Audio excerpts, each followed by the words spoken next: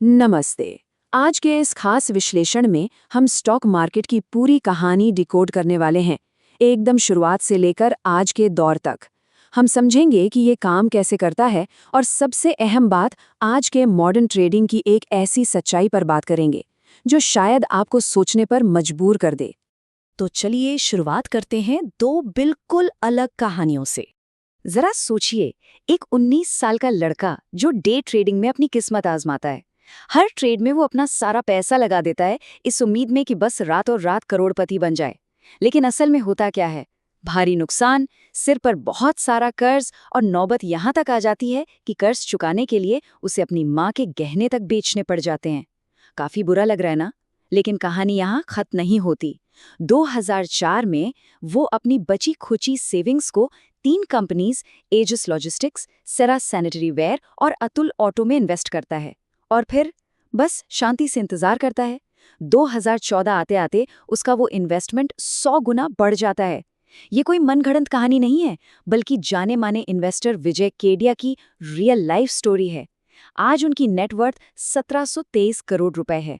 तो पॉइंट ये है कि डे ट्रेडिंग की जल्दबाजी के मुकाबले अगर आप धैर्य के साथ लॉन्ग टर्म इन्वेस्टिंग करते हैं तो वो कितनी बड़ी सफलता दिला सकती है। अब सवाल ये उठता है कि ये पूरा का पूरा मार्केट सिस्टम आखिर शुरू कहाँ से हुआ। इसका ऐतिहासिक सफर ना सच में बहुत ही दिलचस्प है। बात है 16वीं सदी के फ्रांस की, जहां एग्रीकल्चरल लोन्स को मैनेज करने के लिए कोटियर्स दे चेंज की शुरुआत हुई। लेकिन जो असली गेम चेंजर था वो हुआ 1602 में। डच ईस्ट इंडिया कंपनी मसालों के व्यापार के लिए नए रास्तों पर अपने जहाज भेज रही थी, जिसमें जहाज़ों के डूबने का बहुत बड़ा रिस्क था।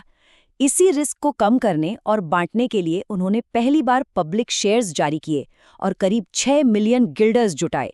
ये आइडिया आग की तरह फैल गया। भारत की बात करें तो 1875 में मुंबई के एक बरगद के पेड़ के नीचे कुछ ब्रोकर्स ने मिलकर बीएसई की नींव रखी।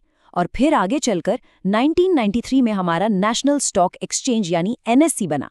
मतलब रिस्क को आपस में बांटने का ये जो सदियों पुराना कॉन्सेप्ट था, वो आज भी बिल्कुल वैसे ही काम कर रहा है। तो चलिए अब समझते हैं कि आज के समय में कोई कंपनी पब्लिक कैसे होती है, यानी उसका आईपीओ कैसे आता है।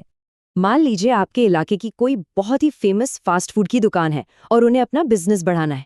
तो सबसे पहले वो क्या करेंगे? वो एंजल इन्वेस्टर्स के पास जाएंगे और शुरुआती फंड जुटाएंगे। अब जब बिजनेस को और भी बड़े लेवल पर ले जाना है तो बारी आते हैं दूसरे स्टेप की। वो एक इन्वेस्टमेंट बैंकर को हायर करते हैं जो सारे जरूरी लीगल डॉक्यूमेंट्स तैयार करता है। तीसरे स्टेप में सेबी इन डॉक्यूमेंट्स का, जिसे हम ड्राफ्ट रेड हेरिंग प्रोस्पेक्टस या डीआरएच भी कहते हैं, बहुत ही बारीकी से रिव्यू करता है।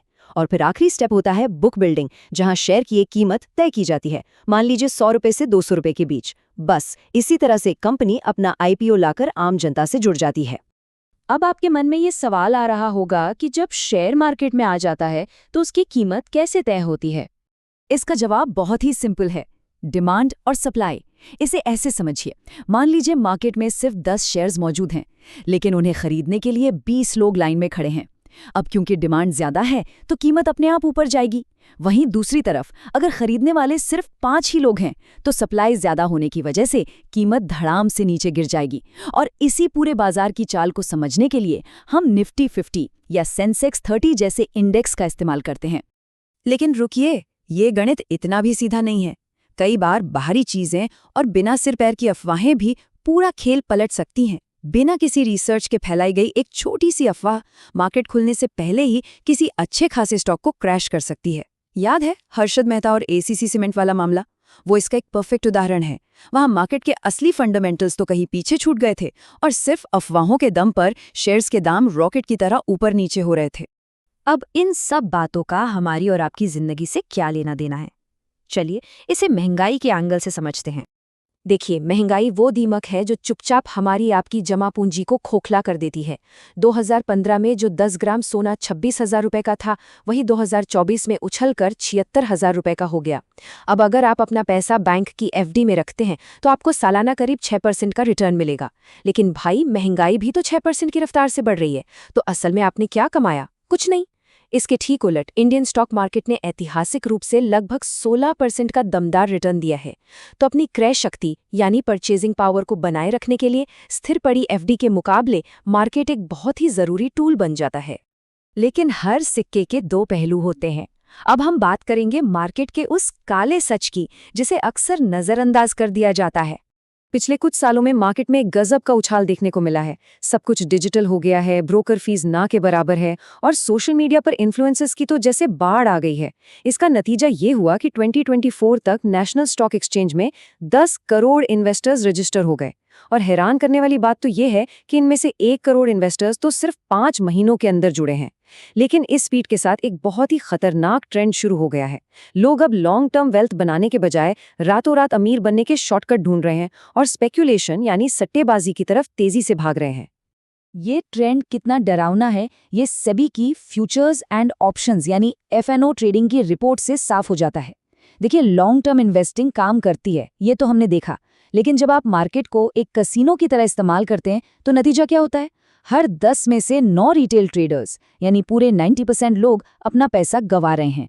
सिर्फ 9% लोग ही ऐसे हैं जो या तो अपना पैसा बचा पाते हैं या फिर थोड़ा बहुत ही प्रॉफिट कमाते हैं।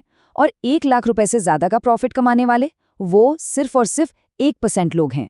1.8 लाख करोड़ रुपए, जी हाँ, आपने बिल्कुल सही सुना। ये वो भारी भरकम नुकसान है जो रिटेल FNO ट्रेडर्स ने वित्त वर्ष 2022 से 2024 के बीच उठाया है। अगर एवरेज निकाला जाए तो एक आम इंसान को इस ट्रेडिंग में लगभग 2 लाख रुपए का झटका लग रहा है।